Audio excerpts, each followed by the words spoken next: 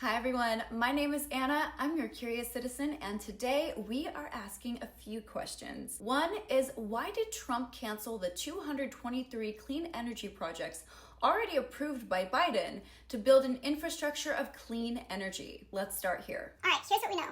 Electricity prices are rising in this country due to increasingly high demand from data centers, AI, electrical vehicles, expanding cities, increasing population, etc. Large corporations are budgeting their electricity by signing long-term power arrangements as opposed to paying standard utility bills. In 2024, President Joe Biden granted $7.5 billion in an effort to build a new clean energy infrastructure. That includes building new battery storage sites, hydrogen solar hubs, and manufacturing plants for solar panels, wind turbines, and electrical vehicle parts/charging facilities. It also included research, job training, and manufacturing incentives.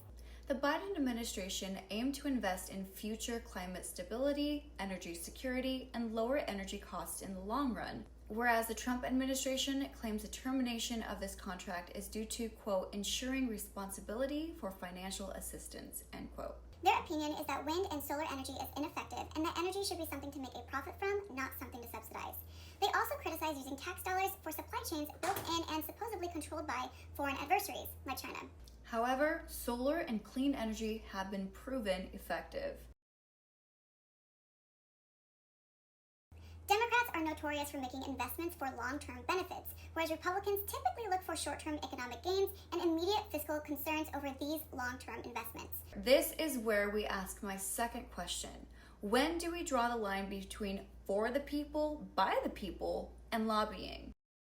Multiple news outlets report that Trump raised $1 billion for his presidential campaign when a fossil fuel executive complained that, despite giving $400 million to Biden, they still suffered from environmental regulations. Trump is reported to have negotiated that billion-dollar deal and vowed to save the industry.